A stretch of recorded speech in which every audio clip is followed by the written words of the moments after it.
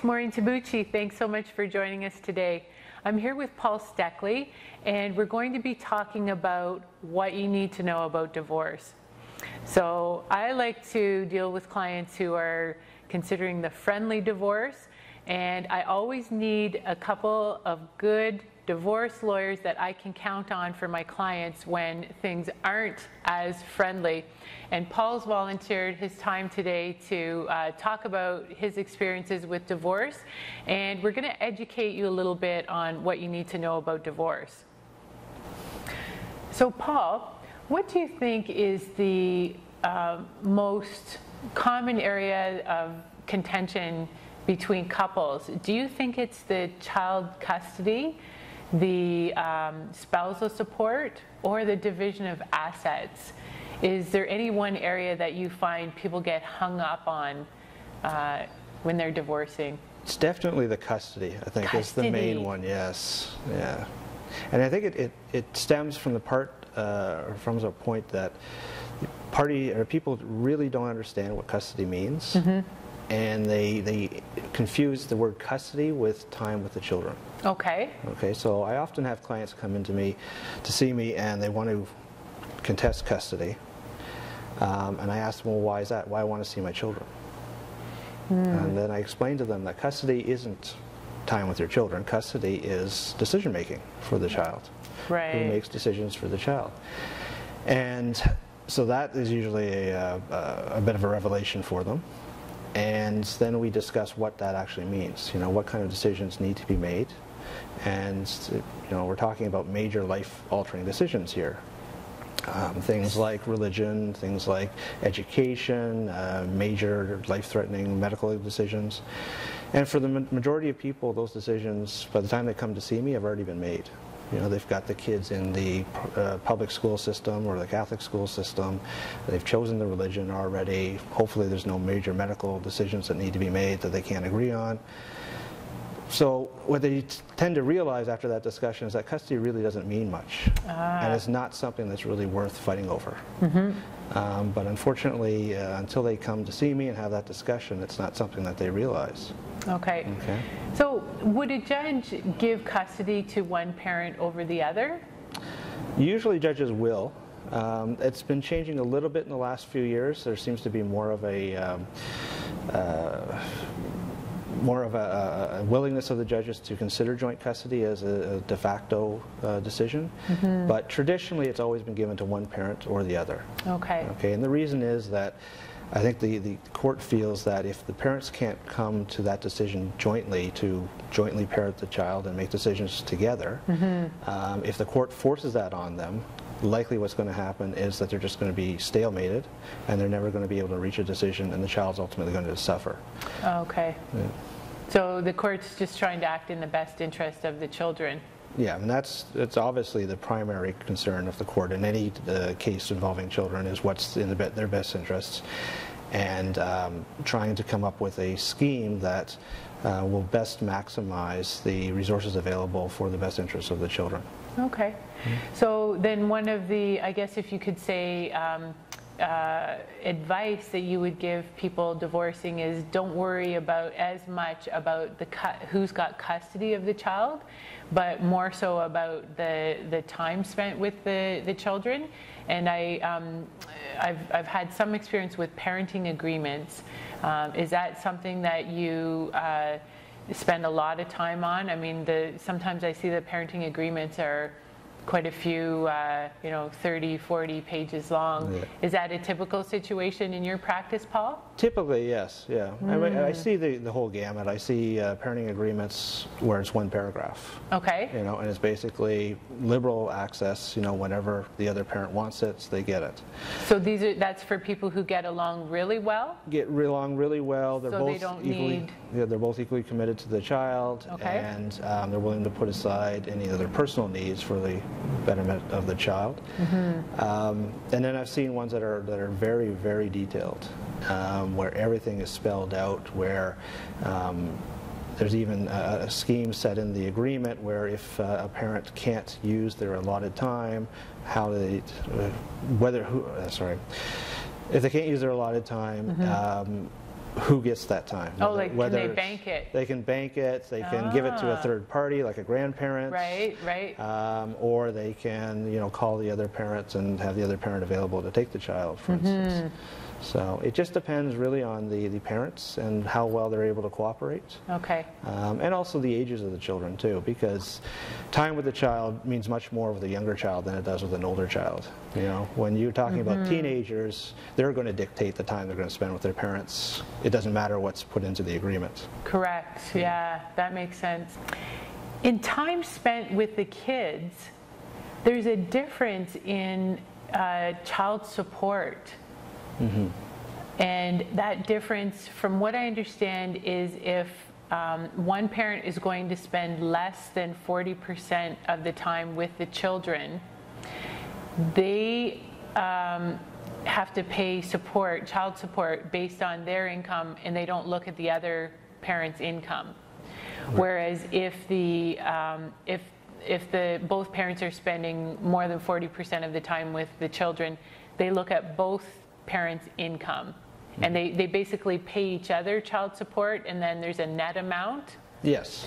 So are there people who are using that to their advantage financially and saying, oh, I want to spend more than 40% of the time with the children just so that they have to pay less child support? Have you experienced that? I'm sure that does happen. It's hard to discern, though, when a client comes to see me and says, I want to spend more time with my child, whether that is financially motivated or motivated simply out of love of their child and a desire to spend more time. But I'm sure that there are people who come to that decision that read the rules, look at child support, and realize that, hey, if I can get a few extra days here and there, it's going to potentially reduce my payments.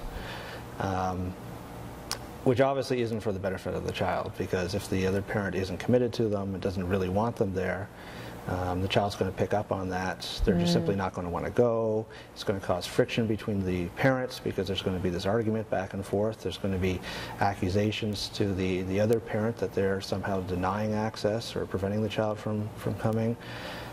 So it's just a recipe for disaster, in my opinion. Right. And ultimately, it results in an arrangement that isn't sustainable and ends up in court. And then both parents end up spending a lot of money on lawyers to fight it. So any potential financial gains that they would have gained from the lower child support is probably lost in the lawyer fees. That makes sense. Yeah. So with child support, the main thing that you look at is income, right? And what else do you have to add, or are there any other things that you have to add when you're considering what income is? I mean, anyone can Google the child support tables to figure out what the payment would be from one parent to the other. What else do you need to know? Like, what are the dangers of using those tables? Can they be wrong, or can you miscalculate? What's your experience with that? The dangers are really centered around the issue of income and what is income, right? For a T4 employee working for somebody, it's easy. You look at their line 150 income on their income tax return every year, and that's the figure that's going to be used for the child support. Taxable income. The questions arise for people that have their own jobs, or they're sales commissioned employees, or they are a corporation or have shares in a corporation, for instance, because then they've got more of an opportunity to manipulate their income.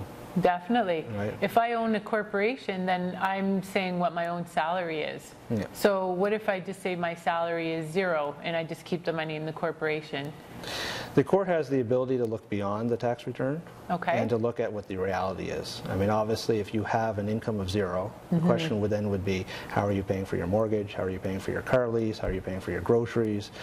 And the court is going to assume that you are, in fact, bringing some money out of the corporation somehow. They're not going to really care how you do it so much as far as trying to come up with a number that they think is fair based on market considerations. What would somebody who was an employee in your situation, if they're working in that industry, make, for instance? So it is one way that they will, assume income. Like a comparison. Yeah. Okay, because I'm thinking of a lot of small businesses, and they will even bonus out extra money that's in the corporation, for tax reasons. So, like, a lot of income is taken out of the company or left in the company, sometimes for tax reasons. Like, how does that jive with the income that you're reporting on your tax return?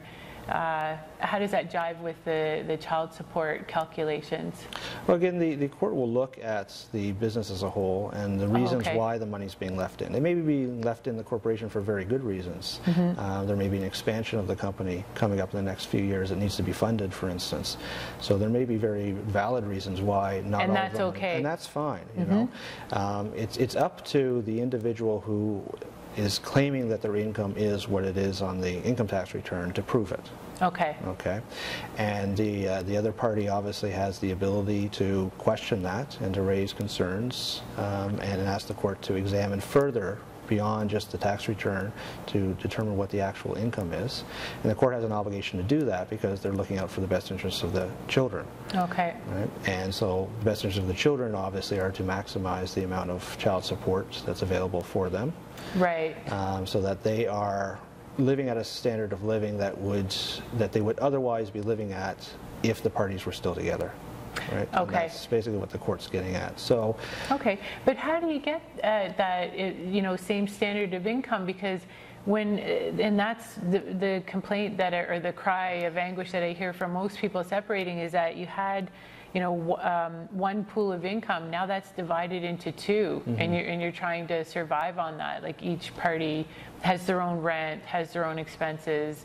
Especially with kids, you may have now two, internet bills and double everything. So, how does the court keep the same standard of living? Well, I shouldn't have said the same standard of living. I guess I should have said a reasonable standard of living compared to what they had before. Because obviously, for the reasons that you've just outlined, there's going to be a reduction in the standard of living. Sorry, I didn't mean to put you on the stand. No. That's the lawyer in me. Yeah, I'm going to have to be careful with my answers the rest of this thing. And it was a friendly interview. Yeah, it was. And then I started getting cross-examined. Ask my husband how he feels. I just can't help it sometimes. And my girlfriend feels the same way. Really? So, yeah.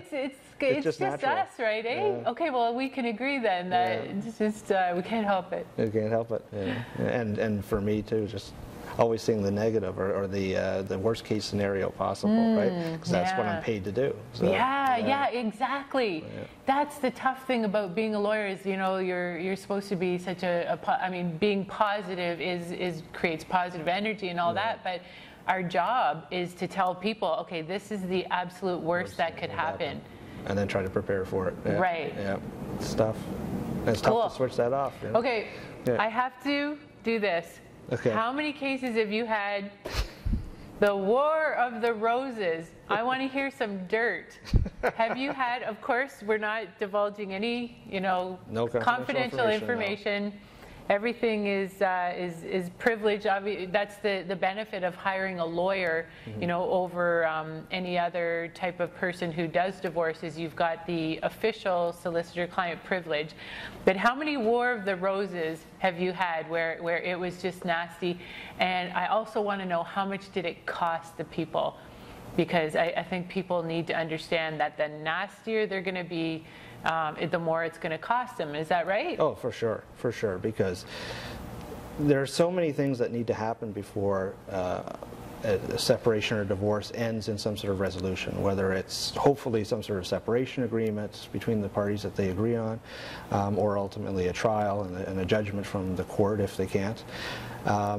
And there's a lot of little steps that need to go into place and or need to happen, and a lot of agreements that need to be made, you know, that push the matter along. And if you have parties that are at each other's throat and fighting over everything, it just simply delays that process, delays it. And of course, you know, if they have lawyers involved, the lawyers have to continue to do their job and try to push for settlement, Right. or a resolution of some sort. So if the parties are fighting over simple things like producing income tax documents or business documents or whatnot, it forces the lawyer for the other party to do something. Okay. You know, write letters, for instance, make phone calls to the other lawyer to try and keep things moving, try to get that information, and ultimately, if it doesn't happen, if it's not produced, take it to court and get a judge to make an order. And then even that doesn't sometimes solve the situation, because there's still somebody that says they're not going to produce it, then you've got potential contempt of court proceedings to deal with. And so the more parties can agree on simple things, just simple procedural things, which you'd be surprised at some of the things that people won't agree on, like simple, like producing income tax documents, which should be a no-brainer. Right. It just really increases the amount of time that the lawyer has to spend on the file, increases the amount of work that the lawyer has to do, and ultimately the amount of money that they're going to be charged. Okay. Now sometimes that's a tactic. You know, obviously, if you have a party who is of means and a party who's not of means, the party who is of means will sometimes try to use that as to their advantage, to try to make it so expensive to the other party that they just simply give up and settle on everything. They just run out of money. Just run out of money. Or even if they're of equal means, you know, it's sometimes a tactic emotionally, because it takes a toll. It takes a real toll on these people. Okay. They feel like they're stuck in limbo, that they can't move forward until this is resolved.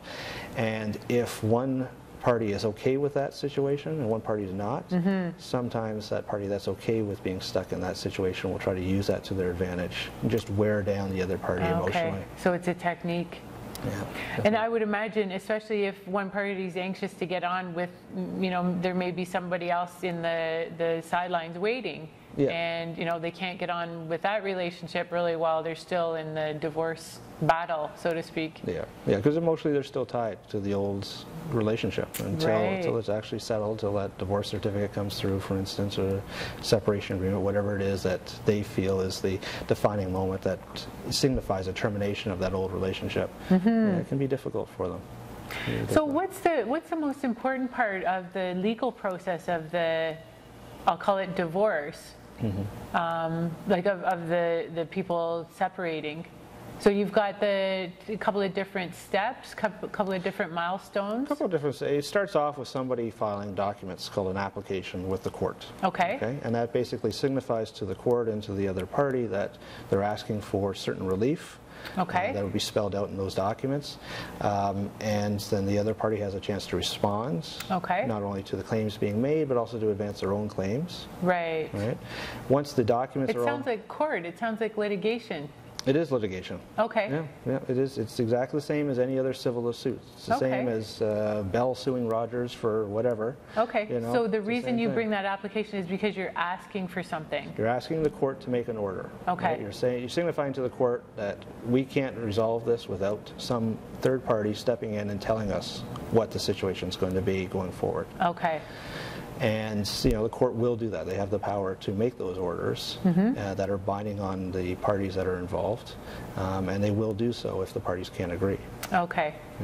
So when you make your application, then you need to provide all your financial documents at that time? Yeah, because with the application you have to serve and file a financial statement. Yes. It's a sworn document that outlines your complete financial picture on the date of separation, and also current picture if it's changed, and if you're married, then also what was your picture at the date of marriage, because that's a relevant factor in terms of the property division.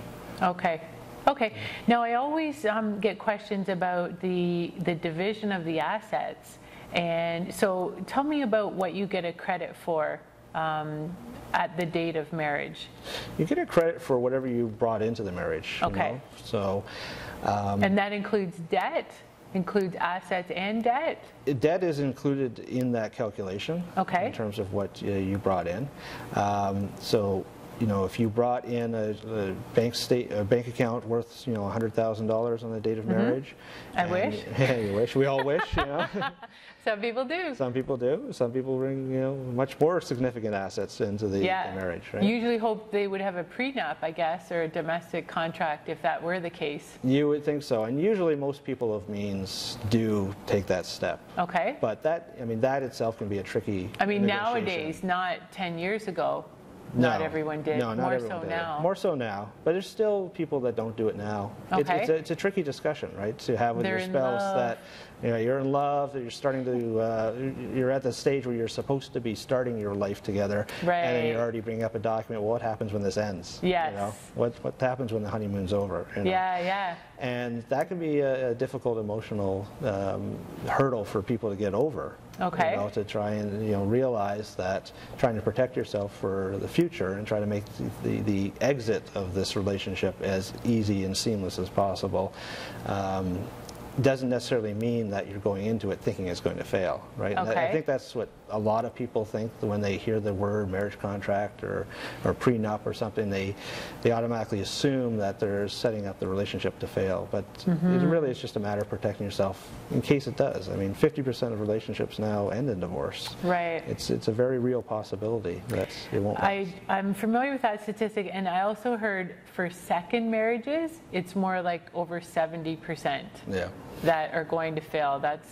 Those are the statistics.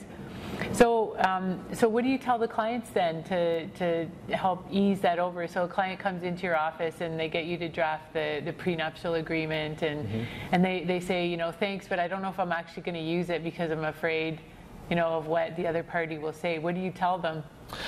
Well, I tell them that, you know, it's going to make things easier if it does end up that the relationship ends. Okay. And that, you know, it's one of those things that, similar to a lot of things we have in life, you know, sometimes doing something that's difficult will pay off dividends in the end. You know, a little bit of short-term pain for long-term gain. Right. And you know, I try to explain to them that, you know, this is not an easy discussion to have with your soon-to-be spouse, but if you're really worried about what's going to happen at the end of the day, if it doesn't work out, then it's a discussion that's worth having. Okay. It would probably make a stronger relationship too, if you have the maturity to talk about those kinds of things. If you have the maturity to talk about, definitely, because it signifies that you're not scared, you know, of what's going to happen, and you're willing to work together to come up with a solution.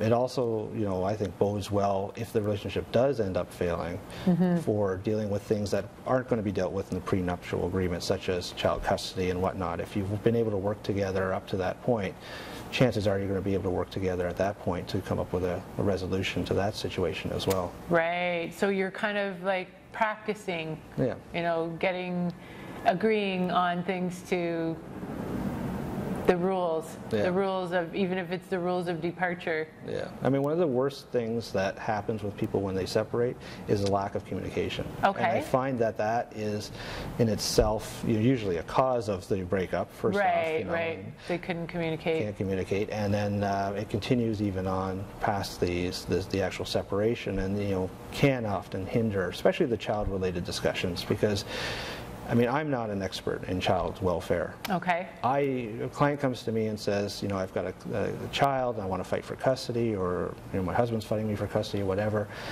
I can tell them what the law is. I can tell them, you know, what a court is going to consider in making a decision. Yeah. But I can't tell them what's right for their child. Right. I don't know their child, and even if I did know their child, I wouldn't be able to say this is right and this is wrong. The parents are in the best position of anybody else in the world, including a judge, I couldn't agree with you more, to make that decision. Right? They know their child intimately. Yeah, and especially not a judge. A judge doesn't know the child. A judge is going to spend, if you're lucky, an hour of time on your assigned court date. Right. They're going to have read a brief prepared by your lawyer beforehand that in you know 2 or 3 pages summarizes your life and the child's needs. And they're going to make a decision or give a recommendation based on that information. Okay. I would be, if I was a parent, I think I would be mortified to think that somebody is going to make that kind of decision related to my child based on maybe 2-3 hours of information. Right. You know. And they don't even know the child? Don't even know the child, won't meet the child, won't talk to the child, because that's not what they do. Wow. Yeah. You said recommendation. Is that, like, do you have to follow that? Yeah, the way the recommendation? It's not a recommendation. You don't have to follow it, obviously, but if it's coming from an experienced family court judge, it probably is a good indication of what's going to happen if the matter is actually put to a judge for a decision. Oh, okay. Before you actually get to the trial stage, where the judge is being asked to make a decision. Okay, so we're back to the application. So you're back to the application. Yep. Okay. Once the application, all the paperwork's been served and filed. The first step in front of a judge is what's called a case conference. Okay. So that's going to be your first appearance in front of a judge, and it's basically a half-hour conversation with a judge. Okay. Okay, where you get a chance to sort of discuss with the judge what the important issues are, and hopefully what's causing the two of you to be there, and not having the ability to come up with a separation agreement to resolve all these issues.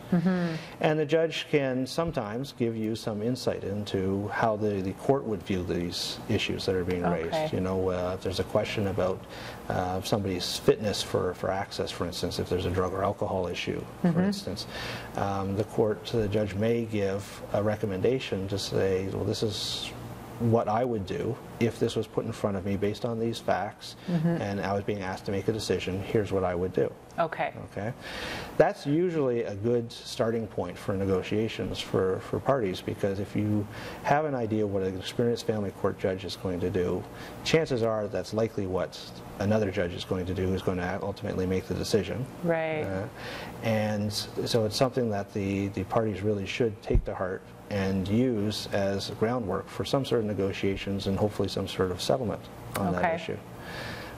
It's very unlikely that a judge at a case conference is going to tell you something that is absolutely not going to be awarded by the courts. Right. Well, because is the same judge that does ultimately No, it'd be a try different the judge. case. No. Okay, so for that couple, the same judge who's giving them the preliminary advice is not going to be the one, if it goes further, to actually try the case. Right. If the case goes to a final trial and all the issues, the judge who handles the trial has to be a judge that has never been involved in the case before. Okay.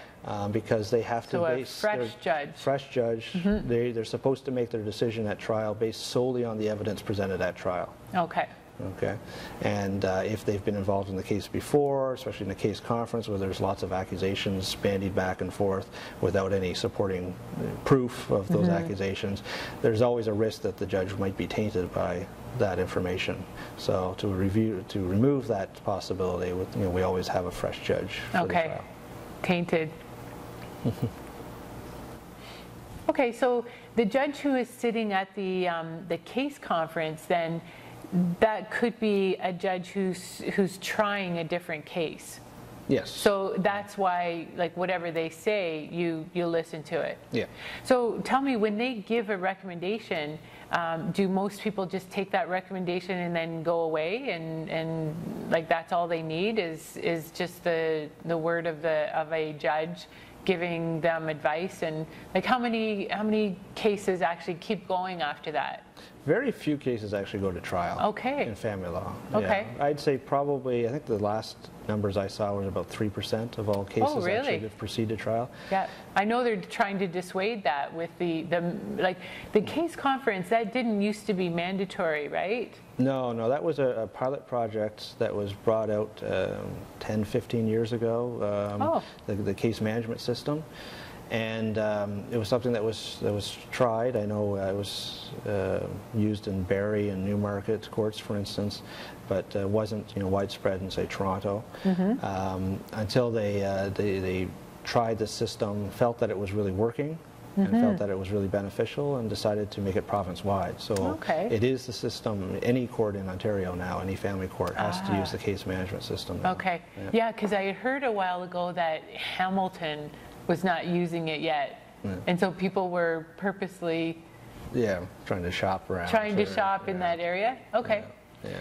So, but it's effective then if there's hardly any cases that go past the case conference. It's very effective. It's Good. you know, most people do listen to the judges when they're in front of them, Okay. and do take it to heart. Some people don't. They just can't hear what the judge is saying. They hear the Okay. words, they just don't internalize what the meaning of the words are. And sometimes it's just because they are too emotionally wrapped up in the separation, and they can't see beyond their own anger and their own frustration and all the other emotions that people experience when they're going through a separation. And I mean, those are the clients that are challenging for the lawyers too, because Right. we're saying usually the same thing the judges are saying, Yeah. because we know the law, you know, and we've been in front of the judges, so we know what the judge is going to say. But there's some people who just simply can't hear it. You know? Okay. Until So that begs the question, what do you do when your clients like that, like they're just, you know, not listening to what you're saying? What do you do in that situation?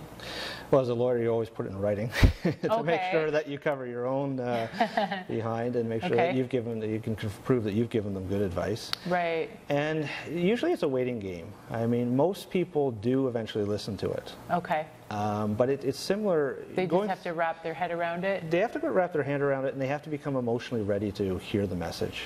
Okay.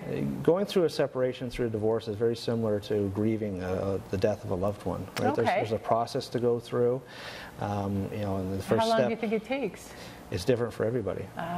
You know, and some people never get past it. Right? Really? It's the same way that some people never get past the death of a loved one. That they carry that True. on for the rest of their lives, and they can never move forward.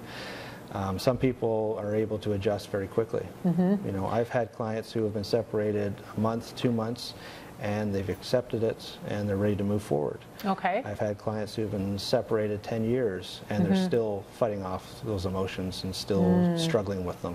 Okay. Is there a difference if one person is I always call them the leavee and the leavor. Yeah. So, like, do you find the leavors, the ones who were the instigator to leave the relationship, are they quicker to heal and get over the emotional trauma? Definitely, because Okay. usually for them, they've gone through the process, the first initial processes, you know, of denial and anger and whatnot, before they've actually told the other party that they're going to leave. Okay, okay. So they could have been kind of years of getting ready to make the move, Yeah. and then boom, the other party's totally caught off guard, and then they need to catch up. Yeah, and that's common. I think that happens in pretty much 90% of separations, where there's one Right. party who's so far further ahead of the other party on that journey. Yeah. And that's usually what causes the problems, especially early on in these kind of cases, trying to get that other person, the leavee, to catch up emotionally. Okay. You know? So what can you do? Like just wait? Wait, I usually recommend, if they're really struggling with it, that they get some sort of personal counseling. Okay. Good. And not from friends or family who obviously have, you know, a bias and their own emotional investment in the discussion, but really from somebody who's a professional and who's detached and can help them realize that this isn't the end of the world. Right. You know, it's the end of a certain stage of their life, but it's the beginning of a new stage, right? And you really sometimes do need a professional to help you through that process. You know, and you know, a lot of people balk at it. I mean, there's that whole stigma about counseling, and you know, does it signify some mental health issues or whatnot? Yeah. Especially for men, is that right? Yeah, Are men more men. reluctant to get the help that they need? I think so. I mean, traditionally, men are, I think, less likely to talk about their feelings than Right. women are, although, you know, with younger generations, that might be changing. But certainly Okay. older generations, you know, men were very much, I mean, that's what was driven into us, right? That you don't talk. If you're a Yeah. man, you don't talk about Yeah. emotions, you know? You just don't deal with them, you don't talk about them. You know, you go to the bar and drink with your buddies, and that's how you deal with things, right? So Yeah. that can be tough, and yeah, I do find that there's a much heavier resistance to the idea of counseling from men of that age than from women of that same age. Yeah. So that's great to hear a family law lawyer who's a proponent of counseling, because it always concerns me that not enough people are getting counseling, the counseling they need. So it probably helps with kids too, Do you find that if some parents are having difficulty getting along with the kids, that counseling would help? Yeah, I think everybody should go through counseling if you're going through a separation, especially when you have children. Yeah. You know, because I couldn't agree more. You know, we're, as parents, you're obviously emotionally affected by the separation itself. Right. You may not be in the best position to provide the support and the kind of understanding that the children need. Right. So having a professional involved with the kids at an early stage to help them get over the fact that their family's breaking up. I mean, you know, children are obviously going to be afraid of what's going to happen. You know, they don't know. They're not in the process. Obviously, they're not being able to make decisions, and that can be a source of anxiety for them. So having somebody for the child to talk to, you know, can be a really beneficial thing, and it also takes off some of the burden on the parents, because now they can allow the child to, you know, pursue their emotional issues with a professional, and then it frees up the parent to deal with their own emotional issues with their professional. Right. And, you know, and then, you know, ultimately sometimes you need a professional, to a counselor, to assist with reformulating how the family's going to work, how the dynamics are going to work. You know, right. Especially if, you know, one of the parents is left for another partner, for instance. There can be a lot of, you know, resentment and hatred and you know, strong emotions there. So sometimes we'll see that children don't want to go and spend time with that parent, especially if the partner's living with them. You know? Right. And sometimes you know, you really do need the guiding hand of a professional to sort of work through those emotions and try to get everybody reconnected. Right. Yeah. So let's take a different point of view. Let's change the subject from emotions to money. Okay. How much money can someone expect to spend on a divorce? Like, what's the cheapest divorce you've ever done? What's the most expensive divorce you've ever done? What's the common middle ground, if there is one? Yeah, the cheapest divorce is the one where the parties have no assets, no children. They earn the exact same amount of money. Okay. So there's no spousal support issues. Okay. And they sit down at a kitchen table without lawyers. Right. And come up with an agreement saying this is what we're doing, you know. Okay. Bring it in to Do they me. need a separation agreement? I think they do. Okay. I really do think, even if there's little to divide, I think they need it. First off, sometimes financial institutions will insist on one.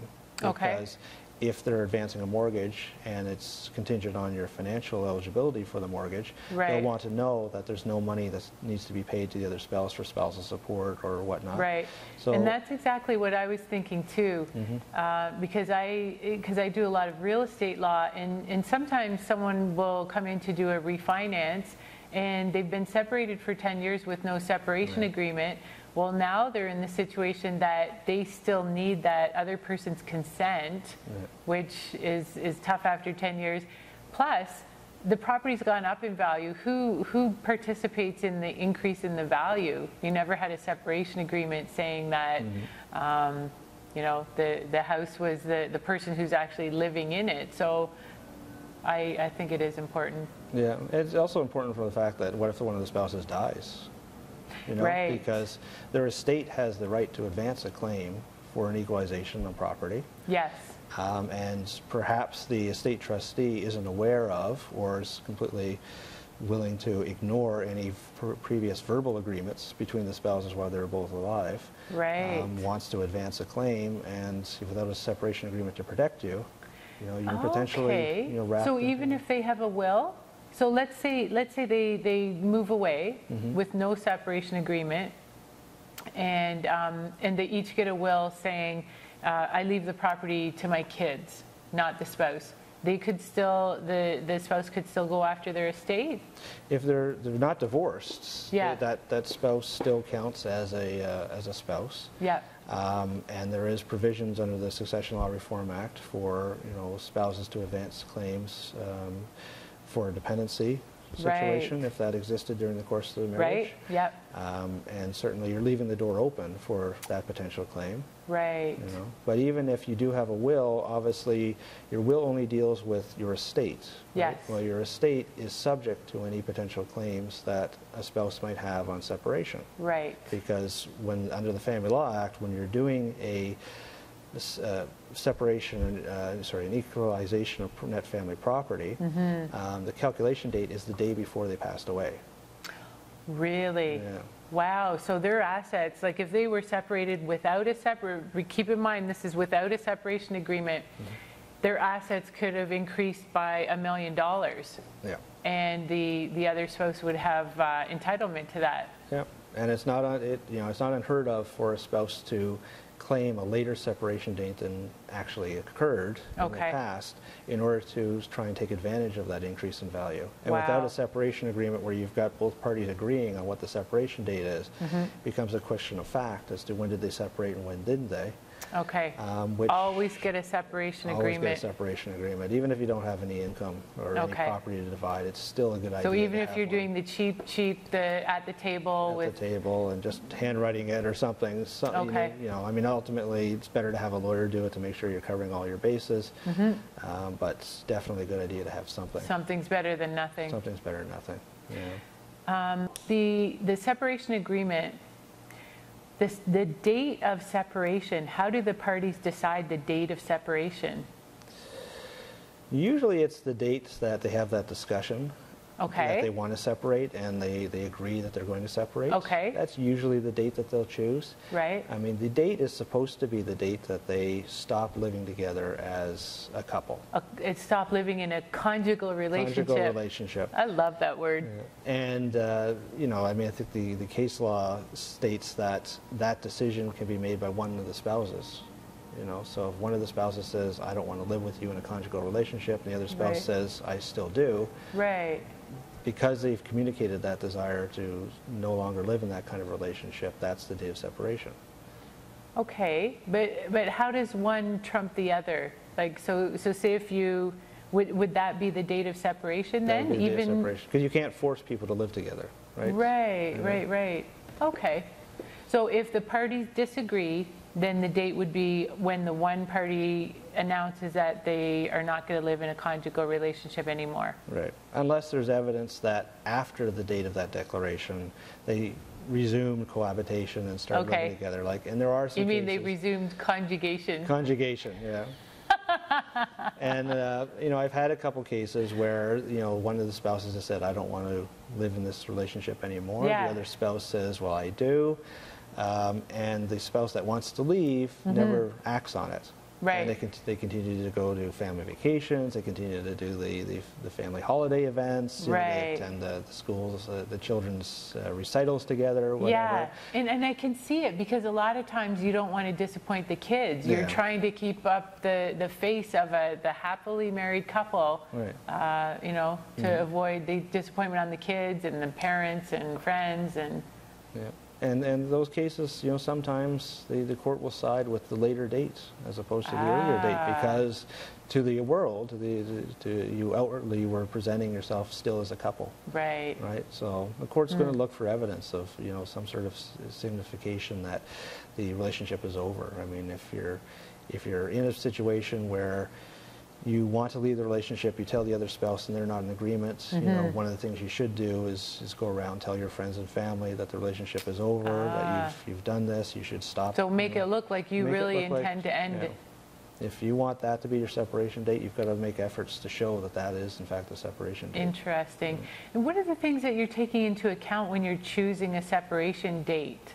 So, and I know one of the most important things is just the different values and assets. So like the matrimonial home, you know, last year it could have had a value of $500,000. This year it could have a value of $600,000. We're in 2012. We're really at a high point in the real estate market. So what, other than just the value of assets, would dictate be a concern when you're choosing why would you choose one separation date over another?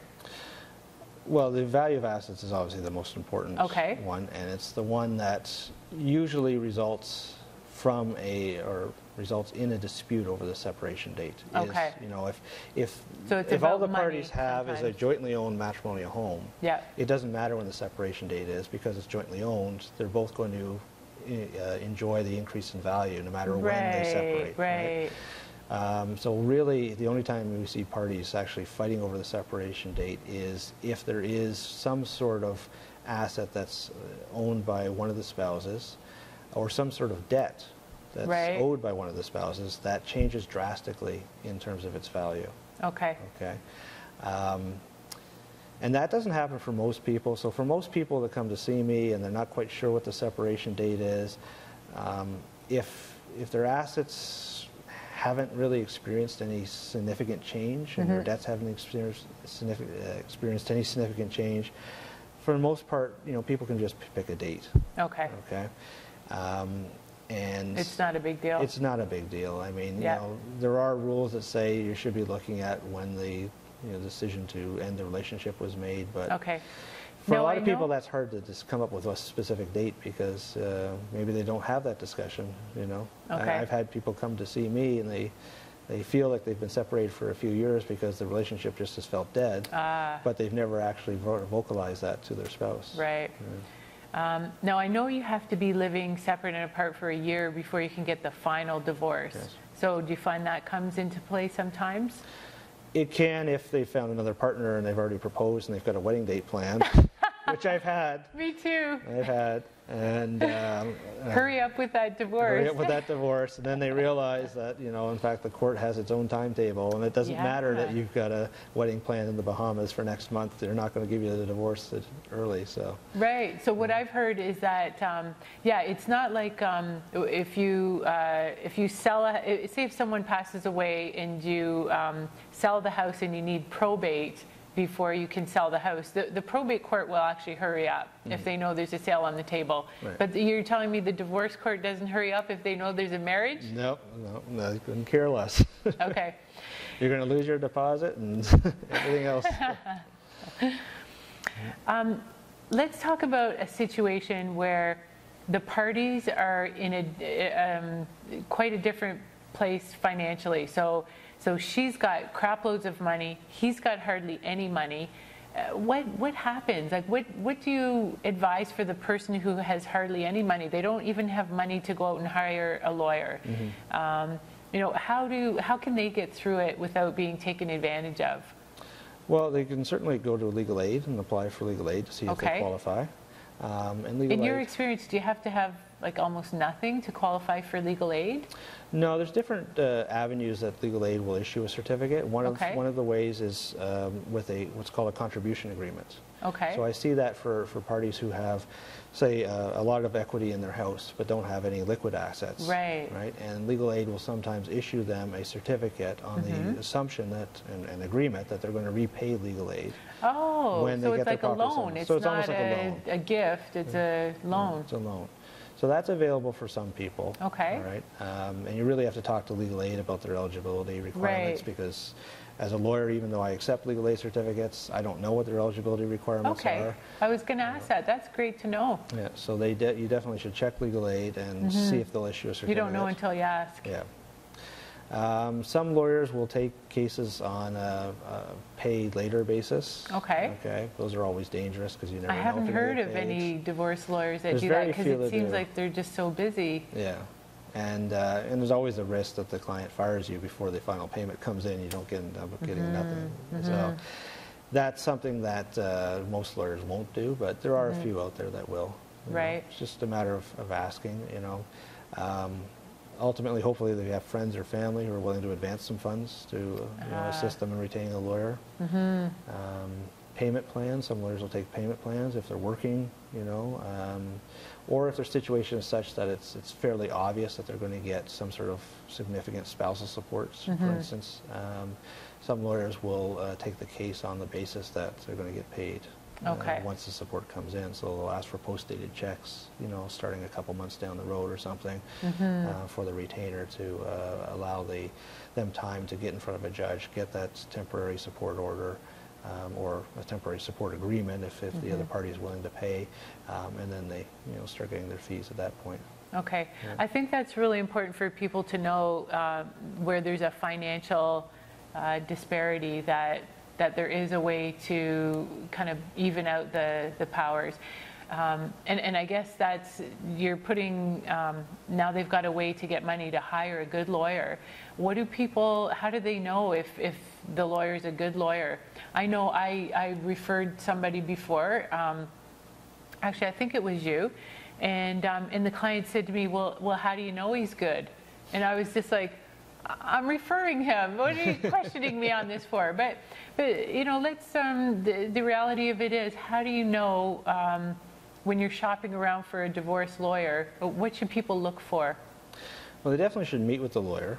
Okay. Most lawyers will give a free consultation. Okay. Not all lawyers will. Some will charge for a consultation, which usually is a red flag to me, but okay. That's, a lot of lawyers do it. And you want to, because you're going to be working so closely with this lawyer, through a very emotional process, you want to make sure that you get a lawyer that you're comfortable with on a personal level, that you trust, that you feel confident that they can do the job and advance the claims for you.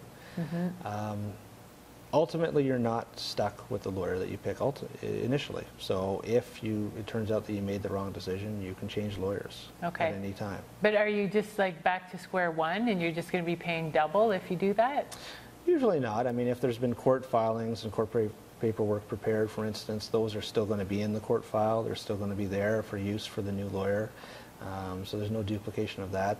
I mean, obviously the new lawyer is going to have to get up to speed on the file, and so they're going to have to rehash some of the work that was done in terms of gathering information, reviewing documents and stuff like that, that the previous lawyer did. So there is a bit. So it's not a decision that you'd want to make lightly. Right. But if you don't believe that the current lawyer you have is going to do the job that you want them to do, you're better off paying a little bit of extra money to get a new lawyer to review the documents, and hopefully you have confidence that the job's going to be done right this time. Right. Now, it's interesting that you bring that up, because I hear of so many people that are on their second and third divorce lawyer. Why is that? Is it them, or is it the divorce lawyers, or what's the problem with that? I think if they're on their third lawyer or fourth lawyer or fifth lawyer, it's probably the client. Yeah, you can't argue with that. There's some clients who just, like I said, emotionally they're just not ready to hear the message. Okay. And it doesn't matter how many lawyers tell them this is what's going to happen, how many judges tell them this is what's going to happen. It's not what they want to hear. It's not the result they want. Right. So they just simply don't listen. Okay. And so they fire the lawyer, they hire another one who tells them the same message, they fire that one, hire another one, and so on down the road. Yeah. I mean, everyone has bad luck, but I think if you've gone through 3 or 4 lawyers, it's probably not bad luck, and it's probably bad decision making on your part. Yeah. I think the same thing with spouses. If you're on your 5th spouse, start to look at, maybe it's not them, maybe it's you. So we'd like to give you a little bit of information on the different ways that you can divorce.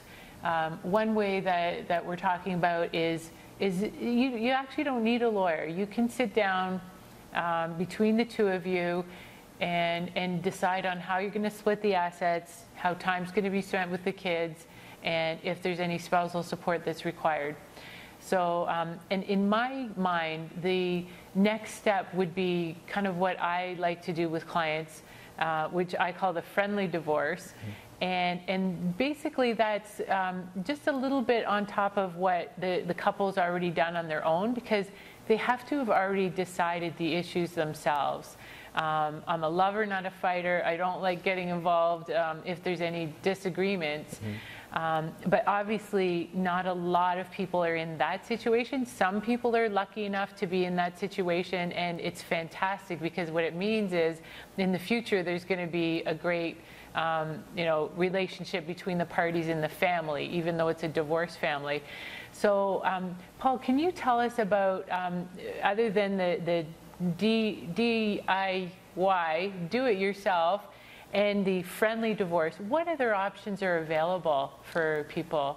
Well, certainly the litigation, which is the traditional way that people resolve, go to court. So, War of the Roses. War of the Roses, fight everything out tooth and nail and see who's standing at the end of the day.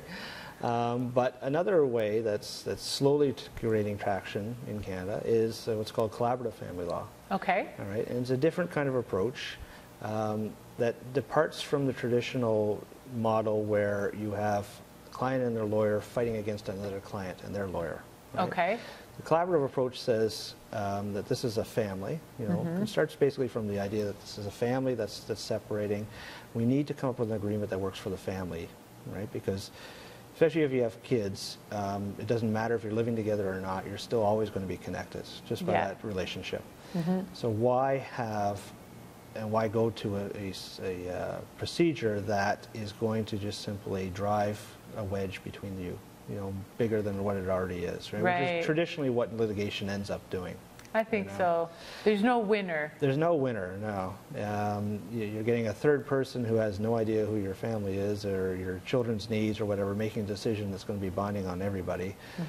That's not a way to win. It's certainly not a way to resolve, a relationship of people that, at one point in time, strongly loved each other. So, collaborative family law is a different approach where we try to work as a team of 4 together, and we sometimes bring in other professionals, like a financial professional or a mental health professional if somebody's really struggling with the emotions and whatnot, or like a counselor or a child expert if there's issues with the children or something. And we try to come up with an agreement that may not be the same as what you would get from a judge if you went to court and asked a judge to make a decision, but is going to take into account more of the peculiar nature of your family, and the peculiar needs that your family has. Okay. Every person's different, every child's different, every family's different. They all have different needs. The court has to apply a broad brush that covers, the broad spectrum and covers everybody. It may not necessarily be the best tool in every situation. So collaborative is a way to work together and come up with an agreement that is more specific to this family's needs and deals with any unique facets of that family, and does so in a way that is not as intimidating as going to court, because you're not sitting there in front of a judge in a big courthouse, asking them to make a decision, but you're working together in meetings, brainstorming ideas, coming up with solutions to problems. Okay. It's usually a much more friendlier way of resolving things. I liken it to, the way I describe the difference between collaborative and traditional litigation is, in traditional litigation, you've got 2 taxis going down the street, each of them driven by the lawyers with the clients in the back. Clients giving instructions, but ultimately it's the lawyer that decides what route you're taking. Okay. Right? Whereas in collaborative, we're all in a minivan together, and there's 2 steering wheels, and both the spouses are in the front seats with their hands on the wheels, driving it, with the lawyers giving advice from behind. Right? And that's an amazing analogy. And that's, one of the key differences of collaborative is how much more involved the spouses are in that process, in those discussions. A perfect collaborative meeting is one where the spouses are very heavily involved and they're talking all the time, and the lawyers are throwing out ideas, throwing out suggestions to try and guide the discussion, try to come up with solutions to problems. But it's very much client driven as opposed to litigation, which is admittedly more lawyer driven than anything else. So when would collaborative not work? I'm thinking, just listening to what you're saying, that it wouldn't work if the parties aren't talking to each other? Or can it work in that situation? It can work as long as they're willing to commit to the process. Okay. And as long as they're willing to come to those meetings ready to talk. Okay. Okay. Because at that point, they don't have to necessarily talk to their spouse. They can talk to the group. Okay. And sometimes that removes that impediment to, that they emotionally just can't, sit there and face-to-face talk to their spouse, but they can throw ideas out into the room in general, that can help. Where it really doesn't work is, issues where there's been extreme violence between the spouses, or, significant power imbalance where, one of the spouses is basically going to do whatever the other spouse says. Collaborative's not going to really work there, because that spouse that doesn't feel empowered is ultimately just going to give instructions that are just repetitions of what the other spouse wants. Right. So you can't be sure that they're really expressing their desires and their needs in those meetings. So those are not really good candidates. How do you know if there's an imbalance of power as a lawyer? Well, you try to discover that through questioning your clients. Okay. At the early stage, try to find out, have there been any police involvements, any charges laid, history of violence. Look at the historical decision making in the family. Okay. Try to find out if the so it's kind of like a personality profiling. Kind of, yeah. Okay. And it can be difficult. I mean, I've practiced family law over 12 years, and it's still difficult for me sometimes to pick up those kind of situations. I mean, obviously the easy ones where there's been police involved and charges laid and whatnot, those are easy to pick up. But the emotional abuse can be much more difficult to pick up on. Right. And sometimes doesn't reveal itself until you're into the process. Okay. Okay. I mean, ultimately, you hope that your client's going to be honest with you, and when you ask questions about the relationship with the other spouse, that they're going to tell you, what's happened and what they're afraid of and whatnot. But not all clients are comfortable doing that, especially at an early stage when they haven't built up that trust relationship with their lawyer. Right. Sometimes it can be difficult to get that out of them. Yeah, especially if they're an introverted person, it may take a while for them to kind of open up. Right. But you're actually doing yourself an injustice if you're not being honest with your lawyer about things that have gone on in the past. Yeah. I mean, we as lawyers, we rely on the evidence that our clients give us, and the information they give us. We are not mind readers, and we aren't going to hire a private investigator to, investigate your life and find out anything that you're not telling us. So I mean, there used to be an old computer term, garbage in, garbage out, where if you put in the wrong instructions in a computer, you're going to get a wrong result. Well, it's the same with a lawyer. If you don't give them all the relevant information, they're limited in what they can do with, in terms of getting the result that you really should get. Right. Wow. Yeah. Paul, thanks so much for joining me today. For people who are listening and would like maybe to take advantage of a consultation to get more information, where can they reach you at? What's the best way to reach you? Well, they can check my website, okay. paulsteckley.com. Okay, so it's Paul, P-A-U-L. P-A-U-L-S-T-E-C-K-L-E-Y, all one word, .com. And all my contact information is on that website. So they can certainly look there. I've got some information about the services I provide, and then the viewpoint that I have on family law, and then how I feel I can help clients. So it gives them a good introduction to me, and then certainly I offer a free half-hour consultation to all my potential clients, so they no obligation to come and see me and see if they're comfortable. Good. Well, thanks so much. It is so important to have a lawyer that you can trust if you're going through a divorce, and that's what you need. Thanks so much for listening.